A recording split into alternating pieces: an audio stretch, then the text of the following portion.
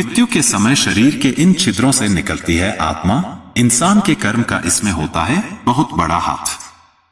Hello दोस्तों, नमस्कार, प्रणाम। तो स्वागत है हमारे फिर से YouTube चैनल में। तो दोस्तों, आपको जानकारी के लिए बता दें कि मृत्यु के समय शरीर के इन क्षेत्रों से निकलते हैं आत्मा। इंसान के कर्म का इसमें होता है बहुत बड़ा हाथ। क्या आपको इसके बारे में पहले से पता है? अगर नहीं पता है तो हम आपको इस वीडियो में चाहते हैं, लेकिन उससे पहले दोस्तों हम आपसे हाथ जोड़कर गुजारिश करते हैं कि अगर आप यह वीडियो मेरे फेसबुक पेज पर देख रहे हैं तो फॉलो कीजिए, और अगर YouTube चैनल पर देख रहे हैं तो लाइक, सब्सक्राइब और कमेंट में जय बाबा भोलेनाथ जरूर से जरूर लिखने का प्रयास करें, ताकि बाबा भोलेनाथ अपना कृपा हम मनुष्य पर हमेशा बनाए रखें। क्योंकि दोस्तों अभी सावन की पावन महीना शुरू हो गया है और यह महीना बाबा भोलेनाथ की खास महीना है। क्योंकि दोस्तों इस महीना में बाबा भोलेनाथ अपने कैलाश पर्वत को छोड़कर हमारे धरती पर हम भक्तों को दर्शन देने के लिए आते हैं। और लगभग एक महीना बाबा भोलेनाथ हम मनुष्य के साथ अपना समय व्यतीत करना ज्यादा पसंद करते हैं। और इसी एक महीना में बाबा भोलेनाथ हम मनुष्य की सारी दुख सुख परेशानियां समझ लेती हैं। तभी वह धीरे धीरे सभी की परेशानियां दूर करते हैं। इसलिए दोस्तों आप लोगों से हाथ जोड़कर बार बार विनती करते हैं कि अगर आपने अभी भी तक मेरे फेसबुक पेज को फॉलो नहीं किया है और अगर YouTube चैनल को लाइक, सब्सक्राइब और कमेंट में जय बाबा भोलेनाथ नहीं लिखे हैं तो कृपया जल्द से जल्द लिखें। आप दोस्तों बड़ा बॉक्स में जय बाबा भोलेनाथ अभी भी लिख सकते हैं, या आपको वीडियो के अंत में भी आप जय बाबा भोलेनाथ लिख सकते हैं। लेकिन दोस्तों मेरे फेसबुक पेज को फॉलो और YouTube चैनल को लाइक, सब्सक्राइब और कमेंट बॉक्स में जय बाबा भोलेनाथ अवश्य लिखें। इसे मैं बहुत खुशी होगी, क्योंकि दोस्तों मेरा वीडियो बनाने का मकसद सिर्फ यही है कि हम लोग हिंदू धर्म में जन्म लेकर और अपने ईश्वर, अपने भगवान का नाम जुबान पर लेने से कतराते हैं, अपने आप को बेइज्जती महसूस करते हैं। इसलिए आप लोग एक वीडियो देखकर आप लोगों की मन की इच्छा भक्ति में दिन हो जाए। इसलिए आप लोगों से बार बार अनुरोध कर रहे हैं कि आप मेरे फेसबुक पेज को फॉलो कीजिए, और अगर YouTube चैनल पर देखें तो लाइक, सब्सक्राइब और कमेंट में जय बाबा भोलेनाथ जरूर से जरूर लिखने का प्रयास करें। और तो एक बात का हमें बहुत बुरा लगता है कि हम हिंदू धर्म में जन्म लेकर और अपने भगवान, अपने ईश्वर का नाम जुबान पर लेने से कतराते हैं, अपने आप को बेइज्जती महसूस करते हैं। और ऐसा क्यों दोस्तों? जबकि यही बात मुसलमान धर्म के लोग से पूछा जाए तो वह लोग का सीधा करना है कि ऐसा एक भी दिन नहीं है जब हम अल्लाह ताला का नाम जुबान पर नहीं लेते होंगे, बल्कि उन लोगों का तो कहना है कि हमारी सुबह अल्लाह ताला से ही शुरू होता है और हमारे शाम अल्लाह ताला पर ही खत्म होता है। अथवा अगर हम किसी काम में व्यस्त हो जाते हैं और अपने अल्लाह ताला का नाम जुबान पर ना लेते हैं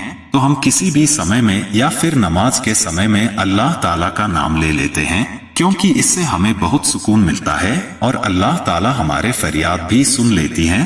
तो दोस्तों हम लोग हिंदू धर्म में इतना भेदभाव क्यों, इतना परिवर्तन क्यों करते हैं? क्या हमारे धर्म ग्रंथों या शास्त्र में ऐसा लिखा हुआ नहीं है? इसलिए दोस्तों आप लोगों से हम हाथ जोड़कर गुजारिश करते हैं कि आप हमारे फेसबुक पेज को फॉलो कीजिए, और अगर YouTube चैनल पर देख रहे हैं तो लाइक, सब्सक्राइब और कमेंट में जय बाबा भोलेनाथ अवश्य लिखें। तो चलिए दोस्तों वीडियो शुरू करते हैं और आपको बताते हैं कि आत्मा शरीर के इन छिद्रों से निकलती है। तो दोस्तों एक न एक दिन अपने शरीर का त्याग कर हर किसी को जाना है। मौत के बाद की जिंदगी के बारे में जानने को लोग अक्सर उत्सुक रहते हैं, लेकिन इस रहस्य को सुलझाना इतना आसान नहीं। हालांकि गरुड़ पुराण में मौत के बाद की जिंदगी के बारे में काफी कुछ बताया गया है। आज इन्हीं में से एक किस्से का जिक्र आज हम आपके सामने करने जा रहे हैं। यह तो हम सभी जानते हैं कि मृत्यु के बाद आत्मा शरीर को त्याग देती है। क्या आप इस सवाल का जवाब दे सकते हैं कि अंतिम समय के दौरान इंसान के शरीर के किन भागों से आत्मा निकलती है? गरुड़ पुराण में ऐसा बताया गया है कि मनुष्य के शरीर में 10 अंग ऐसे होते हैं जो हमेशा खुले हुए रहते हैं। 2 आंख, नाक के 2 छिद्र, 2 कानों के छिद्र, मुख व मल मूत्र विसर्जन का द्वार, और अंत में आता है सिर के बीच का तलवा। बच्चा जब पैदा होता है तब आप सिर को छूकर इस छिद्र को महसूस कर सकते हैं। ऐसा कहा जाता है कि मां के गर्भ में बच्चे के शरीर में आत्मा इसी छिद्र से प्रवेश करती है। अपनी जिंदगी में इंसान जैसा कर्म करता है, मौत के समय उसकी आत्मा भी कर्मों के हिसाब से शरीर के इन भागों में से निकलती है। जैसे कि अच्छी आत्माएं सिर के तलवे से निकलती है और वही बुरी आत्माएं गुप्तांगों से निकलती है, जिससे उन्हें बेहद कष्ट होता है। सात्विक आत्माओं को देवदूतों का समूह अपने संग स्वर्ग लेकर जाते हैं और बुरी आत्माओं को यमदूत बंधनों में बांधकर यमलोक लेकर जाते हैं। शवदाह से पहले आत्मा को दोबारा पृथ्वीलोक में लाया जाता है और उसे उसका अंतिम संस्कार दिखाया जाता है। इस दौरान आत्मा उस शरीर में दोबारा प्रवेश करने के लिए छटपटाती रहती है, लेकिन बंधनों में जकड़े रहने के चलते वह ऐसा कर पाने में असमर्थ रहता है। 18 पुराणों में से एक गरुड़ पुराण में पाप पुण्य, स्वर्ग नर्क के अलावा भी कई सारी बातों के बारे में बताया गया है। इसमें विज्ञान, धर्म, नीति का वर्णन भी विस्तार से किया गया है। इस पवित्र धार्मिक ग्रंथ का पाठ हर किसी को करना चाहिए।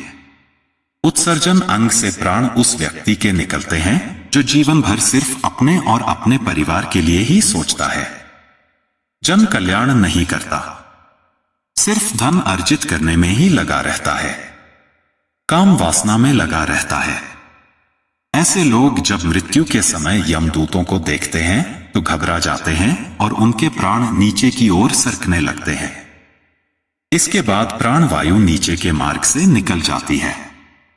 प्राणवायु के साथ अंगूठे के आकार का एक अदृश्य जीव निकलता है। यमराज के दूत उसके गले में पाश बांध देते हैं और अपने साथ यमलोक लेकर जाते हैं। इस तरह की मृत्यु पापी व्यक्ति की मानी जाती है। गरुड़ पुराण में भगवान विष्णु गरुड़ को बताते हुए कहते हैं कि जो लोग मोह माया से ग्रसित होते हैं और जीने की बहुत ज्यादा चाह रखते हैं और अपने परिजनों से जिनका मोह बहुत ज्यादा होता है, ऐसे लोग मन से वैरागी नहीं हो पाते। ऐसे लोगों की मृत्यु निकट आने पर आंखें काम करना बंद कर देती हैं, कान से सुनाई देना बंद हो जाता है, कफ अधिक होने लगता है और वो चाहकर भी किसी से कुछ बोल नहीं पाता। ऐसे लोग परिवार के मोह के कारण प्राण नहीं छोड़ना चाहते। फिर यमराज के दूत बलपूर्वक उनके प्राण निकालते हैं और ऐसे में जब उनके प्राण आंखों से बलपूर्वक निकलते हैं तो आंखें उलट जाती हैं। शास्त्रों के अनुसार मुंह से प्राणवायु का निकलना बड़ा ही शुभ माना गया है। मान्यता है कि जो लोग जीवन भर धर्म के मार्ग पर चलते हैं, उनके प्राण मुंह से निकलते हैं और उन्हें यमलोक में बहुत कष्ट नहीं भोगना पड़ता। ऐसे लोगों के प्राण जब मुंह से निकलते हैं तो उनका मुंह टेढ़ा हो जाता है। शास्त्रों में बताया गया है कि नासिका से प्राणों का निकलना भी बहुत शुभ होता है। गरुड़ पुराण के मुताबिक इस तरह से उन्हीं लोगों के प्राण निकलते हैं जिन्होंने परिवार में रहते हुए सारे फर्ज निभाए हों और मन को वैरागी भी बना लिया हो। पुराणों के अनुसार क्या यह सत्य है कि मानव की आत्मा मृत्यु के समय कर्म के अनुसार निकासी स्थान चुनती है, जैसे पाप कर्म वालों के गुदा मार्ग से निकलती है? गरुड़ पुराण के अनुसार शरीर के 10 ऐसे अंग हैं जो खुले रहते हैं। 2 आंखें, 2 कान, 2 नासिका के छेद, मुख, 2 मल मूत्रा विसर्जन द्वार।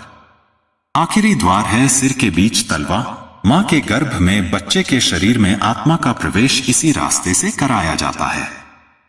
जब मौत आती है तो कर्मों के हिसाब से ही आत्मा शरीर से इन्हीं द्वारों द्वारा बाहर निकलती है। सत शरीर से आत्मा सिर के तलवे से ही बाहर निकलती है, वहीं दुष्ट आत्मा शरीर से बाहर मलमूत्र विसर्जन द्वार से निकलती है। आत्मा के शरीर से बाहर निकलते ही सत आत्मा सीधे स्वर्ग सिधार जाती है, जबकि पापियों की आत्मा को यम के दूत लेकर जाते हैं और उसे उसकी कर्मफल यातनाओं के बारे में बताया जाता है।